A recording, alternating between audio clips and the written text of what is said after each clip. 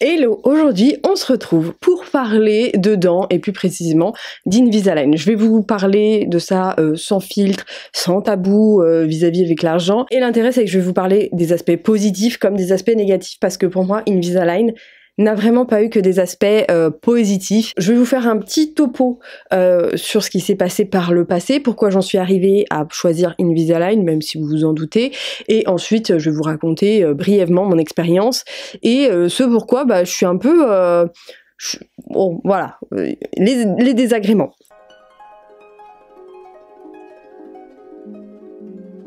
Donc, qu'est-ce qui se passe? C'est que, étant jeune, on se rend compte que j'ai besoin d'un appareil dentaire. Il se trouve que ma mère fait des devis, il se trouve que les devis sont hors de prix. À l'époque, il n'y avait pas de mutuelle, bref, elle n'a pas pu me payer d'appareil dentaire. On lui a préconisé de me faire enlever les dents de sagesse avant qu'elles ne soient sorties. Il se trouve que ça n'a jamais été fait parce que moi, j'avais vraiment pas envie de me faire charcuter la bouche. En plus de ça, j'ai peur des dentistes. Bref, il se trouve qu'à un moment, je me suis rendu compte quand même que, en fait, j'avais des dents de sagesse qui poussaient et qui décalaient toutes les autres dents, donc je me suis dit bon, si j'allais faire enlever une dent de sagesse, youhou! Je suis partie chez un stomato qui s'est avéré être un vrai boucher, puisqu'en fait il m'a dit oui, on va enlever celle-là du bas, c'est la plus simple à enlever, les autres c'est un peu plus compliqué.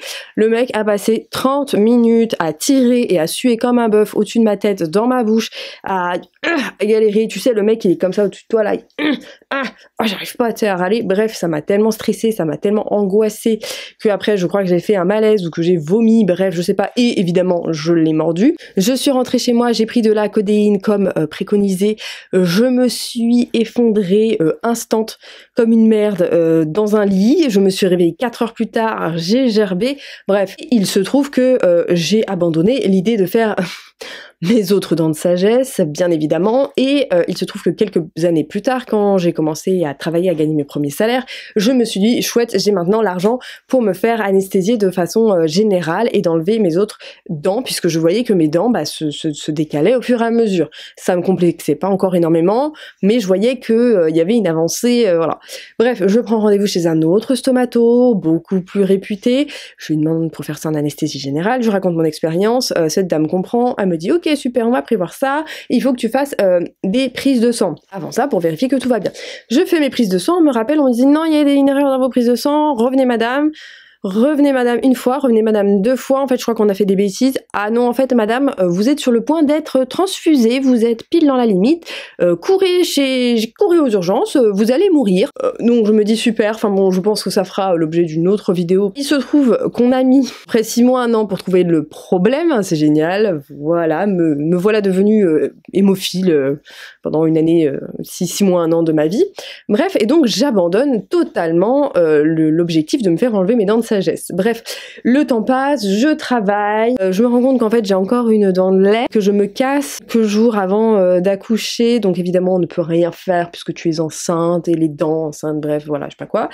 Je réussis à me faire retirer ma dent, je crois un mois après mon accouchement, mon bout de dent qui restait dans mon palais, bref. Je me rends compte que mes dents, ça commence à devenir un petit peu le bordel. Donc en fait, mes dents de face, ça allait, parce qu'en fait, toutes mes incisives du haut étaient plutôt pas mal, enfin, correctement aligné si je puis dire, donc le sourire était bien.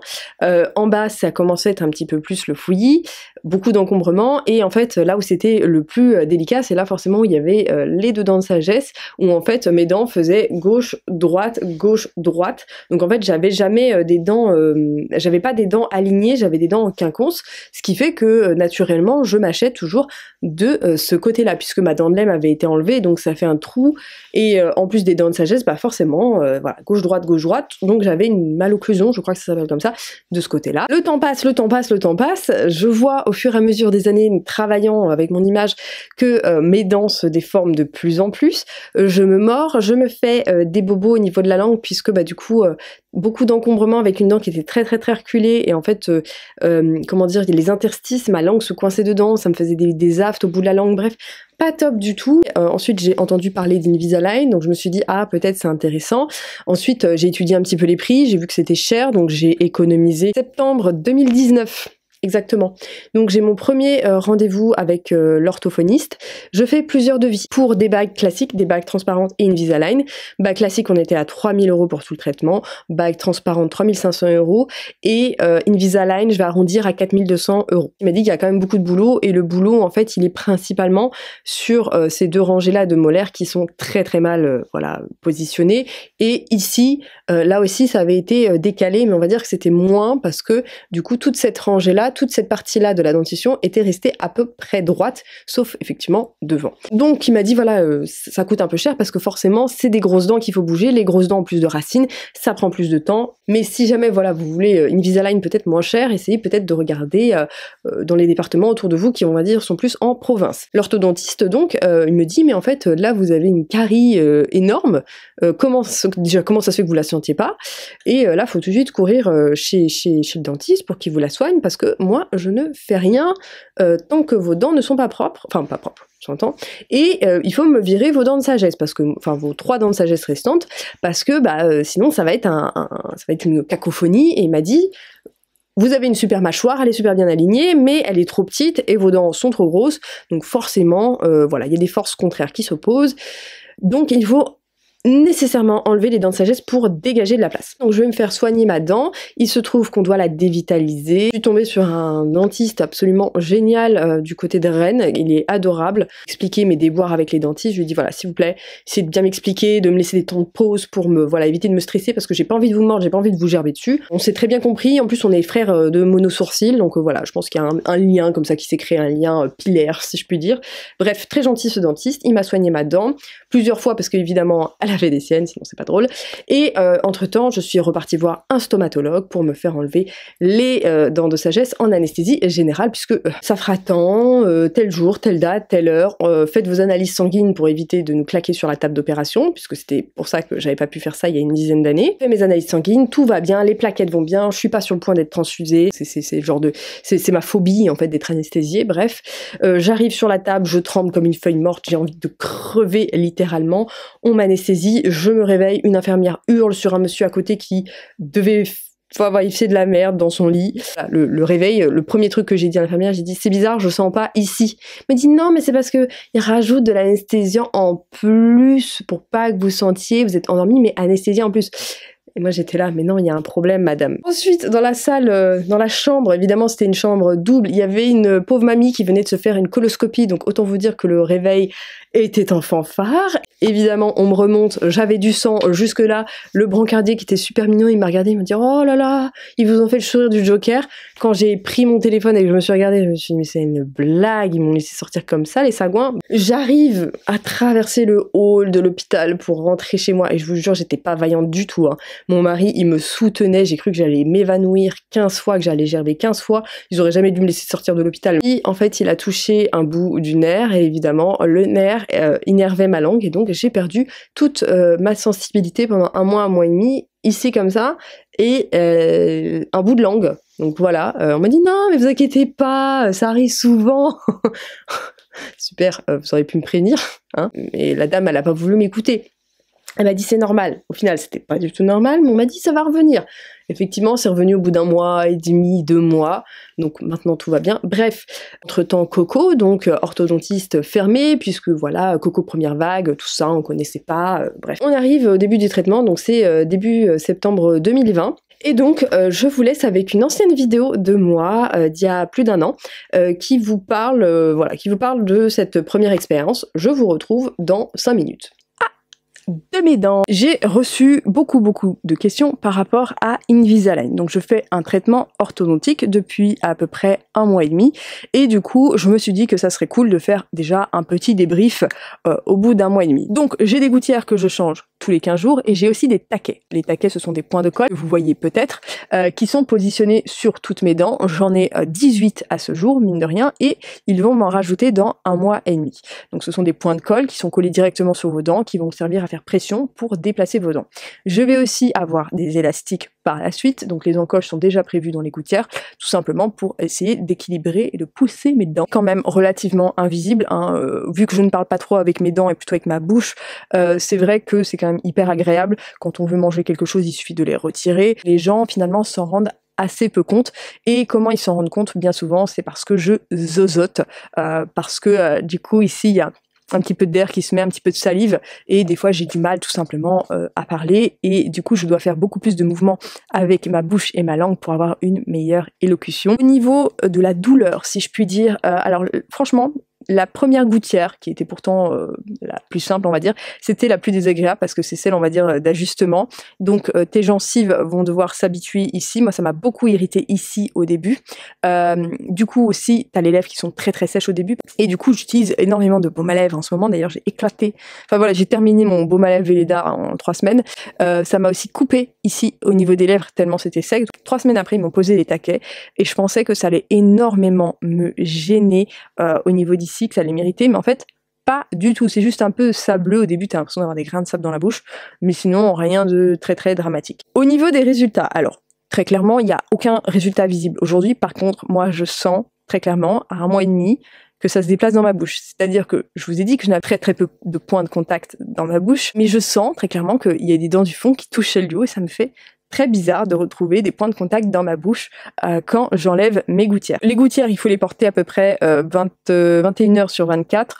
Moi, j'arrive globalement à le faire assez facilement, sauf quand je suis en déplacement, là où je vais les enlever un petit peu plus souvent, et aussi, par rapport à ça, effectivement, ça peut être un petit peu chiant quand vous mangez au restaurant, faut vous balader avec votre tube de dentifrice, votre brosse à dents sur vous et une petite boîte pour mettre votre petit dentier. Ah là, très clairement, je suis Mamie Gabi, hein. J'enlève mes dents, je les mets dans l'eau. Ma mère, ça l'angoisse de me voir avec mes gouttières là comme ça.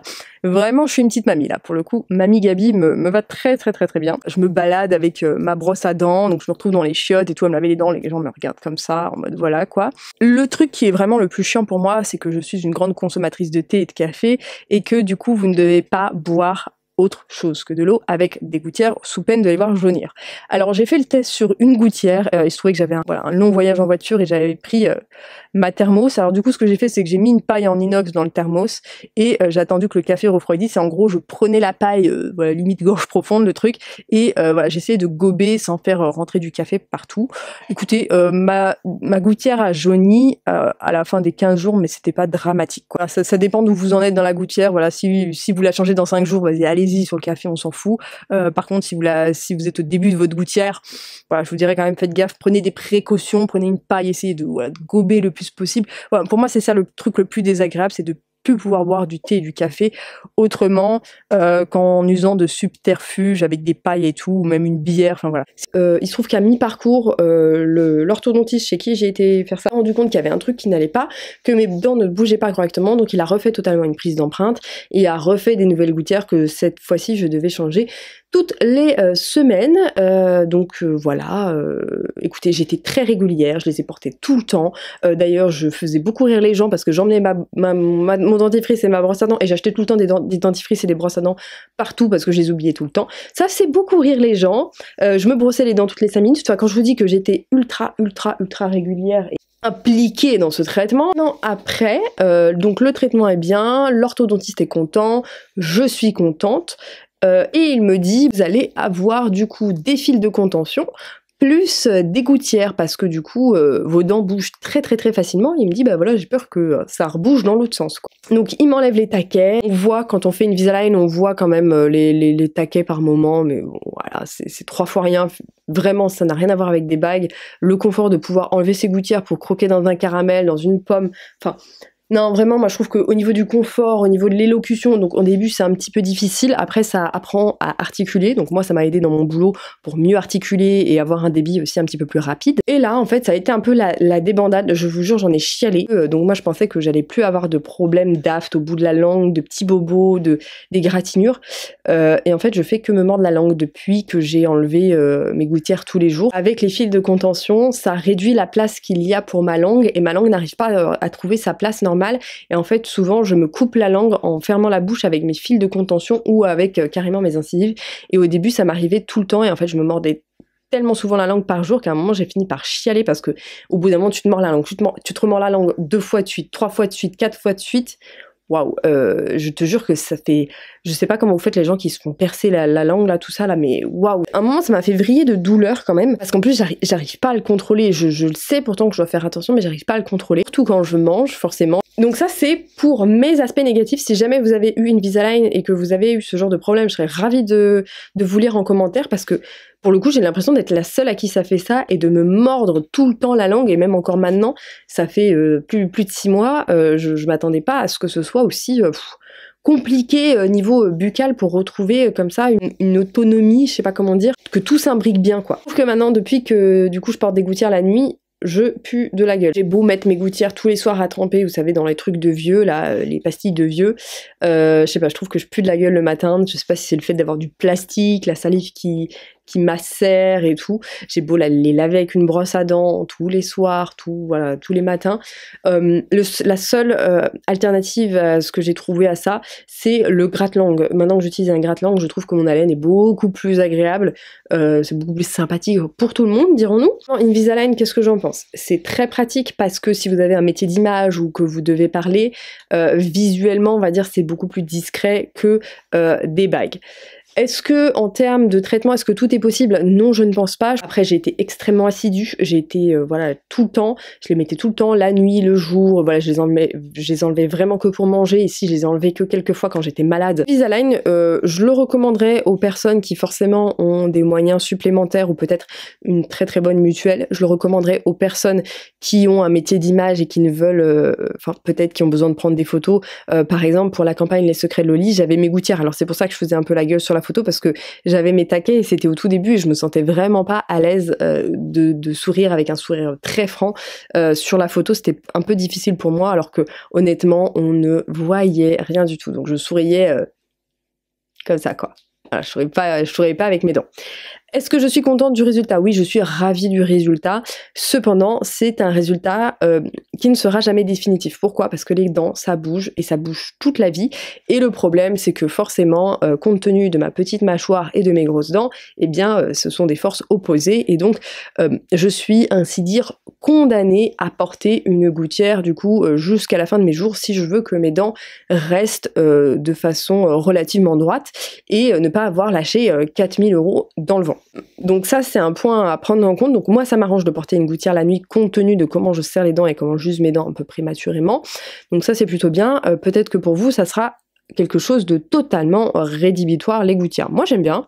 7 mois donc que je porte des gouttières toutes les nuits. Donc, je les ai oubliées pendant 4 jours. Je suis revenue, je les ai remises. Waouh quoi, on sent que mes dents ont déjà bougé, qu'elles sont déjà parties, une à Paris, une à Marseille. J'exagère, hein, mais vraiment on sent que la gouttière replace la dent. Donc ça va, j'ai des dents finalement qui sont un peu mobiles, j'ai cette chance-là. Bah forcément, si j'arrête de porter mes gouttières pendant un an, c'est pas le fil de contention qui va faire quelque chose. Le fil de contention va se déformer, il va peut-être casser. Donc voilà, les gouttières pour moi sont indispensables pour garder un résultat sur du très très très long terme. Alors peut-être que quand j'aurai 70 piges, j'en aurai plus rien à cirer. Je peux garder mes dents jusqu'à 50 ans en bon état, je serais très très très très contente. Ah oui, autre petit point négatif, je trouve que Invisalign jaunit un petit peu les dents. Alors j'ai de la chance d'avoir des dents plutôt blanches, sauf en fait à partir de la canine et la prémolaire sont vachement plus jaunes que le reste. Je trouve que ça a un petit peu plus jauni depuis que j'ai porté Invisalign. D'ailleurs, je voulais me faire un blanchiment dentaire que sur la canine et la prémolaire. Mon dentiste il m'a dit que j'avais une idée un peu curieuse, enfin que c'était pas les demandes habituelles d'éclaircir uniquement 2 dents. En fait, je voudrais que les dents là soient plus claires et donc que le sourire soit voilà un peu plus égal. Mais il m'a dit que c'était normal que la canine et la molaire soient un petit peu plus jaunes que les autres dents. Il m'a dit que c'était un truc classique. Enfin bon, bref, voilà. J'écoute mon dentiste. Il se trouve que je l'ai toujours pas fait. Peut-être dans un an ou deux, je sais pas, je verrai. Il m'a dit que pour l'instant, c'est vraiment pas catastrophique, il y a vraiment pas le feu au lac, le feu à la gouttière si je puis dire. En tout cas, si vous avez des questions, n'hésitez pas à les poser en commentaire. N'hésitez surtout pas à aller faire des devis. Normalement, les devis sont gratuits chez vos orthodontistes. Il suffit que vous posiez la question, est-ce que vous faites des devis gratuits pour Invisalign? Normalement, ils vous font juste payer la radio panoramique pour voir, analyser l'étendue des travaux, quoi. Voilà, globalement, je suis satisfaite. Je me doutais un peu que de toute façon, condamnée à vie à porter une gouttière, je m'en doutais un peu vu comment mes dents ont bien bougé, ont bien été très dociles. C'est peut-être pas le cas de tout le monde, voilà, c'est peut-être quelque chose à savoir. En tout cas, Invisalign, voilà, j'ai adoré. Je recommanderais effectivement aux personnes qui ont de l'argent et qui sont prêtes, comment dire, à investir du temps et de la charge mentale dans leurs dents. Enfin voilà, j'espère que vous aurez apprécié cette vidéo. Si vous avez des questions, n'hésitez surtout pas, je suis là pour y répondre en commentaire et n'hésite pas à me rejoindre sur Instagram où je te donne plein de conseils capillaires, skincare, on parle de plein de choses. Aujourd'hui, le sujet c'était la ligature des trompes. Donc voilà, n'hésite pas à me rejoindre, à activer les petites notifications et moi je te souhaite une très très belle journée ou soirée, comme vous voulez.